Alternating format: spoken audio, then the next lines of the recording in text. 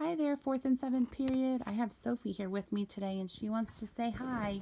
Hi. Okay, so where we left off was Molly and Kip were in the woods alone. Hester had walked off. Molly grabbed hold of him, pulling him to her. It makes you a regular person, no more, no less. She felt his arms clasped tight around her ribs. She pressed her face into her messy red hair. They held each other for a long moment, arms tight, faces buried. It was a different sort of embrace. There was no coddling. It was strength upon strength. Kip held her up, and she held him up. I think I figured it out, she sniffed, looking up at the stars. Hester asked me what the difference between a story and a lie was. At the time I told her that a story helps folks. Helps them do what? She asked. Well, I think I know the answer. A story helps folks face the world, even when it frightens them. And a lie does the opposite. It helps you hide. She felt Kip's arms loosen. S'pose that's all the tree does, really. He pulled back to look at her. It helps you lie to yourself and pretend the world ain't there. He reached for the medicine, which was resting on the log beside him. He gave a wistful smile, perhaps for a moment imagining himself whole, and then tossed the tin into the fire. Sparks flew up into the darkness as the tin began to crackle and hiss. His dream burning into nothing. Molly stared at him, watching as he stoically stirred the charred remains with his crutch. Kip, you're the bravest person I've ever met. Kip wiped his nose and stared into the fire. You know what I wish for? No, Molly shook her head. No more wishes. He turned toward her. I wish that Ma and Dad could see us right now. Oh, Molly laughed, wiping her eyes. They'd be horrified. Nah, Kip shook his head, smiling. They'd be so proud, especially of you. Molly looked away, not wanting to cry again. And do you know what they'd say to us? Molly pressed her lips together. Tell me. They'd say, Kip, Malls, we love you dearly, and we want you both to live a good, full life. He stared out at the woods, but there's a whole family at that house that needs saving. Molly looked at him. In the warm glow, she could almost see the lines of her father's profile. Even more, she knew Kip was right. Escaping the night Gardner meant deserting the Windsors. She thought of Constance, her skin-pale body wasting away. She thought of the graves. She thought of Penny. Kip caught her eye. These folks are in trouble, Malls. Everyone needs to go back to warn 'em before it's... Someone needs to go back to warn 'em before it's too late. And we're all they got. He nodded toward the wagon. Well, us and Galileo. Molly took a deep breath. She longed for everything in her to leave this valley and never return, but she knew that running solved nothing. They had to go back. She squeezed his hand tight. Let's hope that's enough.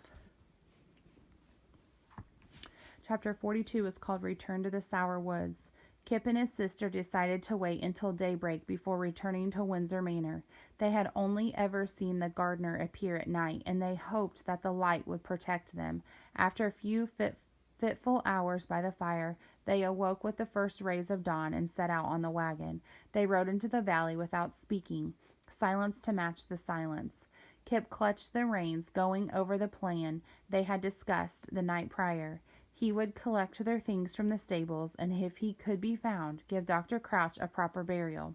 Molly, meanwhile, would go into the house and make one final attempt at convincing Master Windsor to leave with his family. It wasn't much of a plan, but at least they could say they tried. The job seemed simple enough, but when they rounded the final bend and Kip saw the house, he felt his entire body tense. You sure it's smart to go back there? He said. I'm sure it's not. Molly reached down and squeezed his hand. But there's what's smart, and there's what's right. And Ma and Dad would want us to do what's right. Hold your breath, Kip said, and they rolled over the bridge. He eyed the river beneath them. He remembered his first time crossing this rotting bridge, the unnameable dread he had felt upon seeing the manor and grounds. It seemed like years ago, when in fact it had only been a little over a month. When they reached the other side, he stopped the cart. What are you doing? Molly said as he climbed down from the bench. There's something I want to look at. An idea was coming to him. Maybe there was a chance to do more than just warn the family. He slid Courage out from beneath the seat and fit it under his arm. I won't be long. You better not be, she said, taking the reins. He saw her nervously glance toward the river.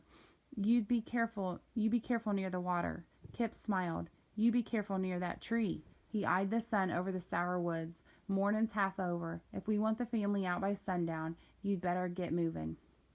Molly nodded, snapped the reins, and continued toward the house. Kip watched her shrink into the distance, a tangle of wild hair atop a slender frame. She looked so different now, less like his big sister and more like a grown person. Not a stranger exactly, but like someone he knew only in passing, someone with thoughts and joys and pains that were hidden to him. His gaze shifted to the tree. It rose up like a tower in the harsh morning light, offering welcome shade on a hot day, and scattered around it a bed of comfortable leaves to lie upon. He shook his head, thinking about what was waiting beneath those leaves. Watch your step, Malls, he said under his breath. Kip turned around, resting his weight on his crutch. When Dad gave it to him, the cross piece had been taller than Kip's head. Now it was an effort to keep the crutch from slipping out from under his arm. Still, it was his courage, and he felt better simply for having it with him. He looked at the bridge that separated the island from the main road. Maybe this bridge was the key to stopping the tree. Kip had seen what the Gardner was capable of and had no intention of fighting him. But if he could somehow make the bridge collapse, then at least other people wouldn't be able to cross over. Maybe the tree would die on its own from a lack of fresh victims. It was at least worth a try. Kip moved onto the bridge, keeping one hand on the thick rope.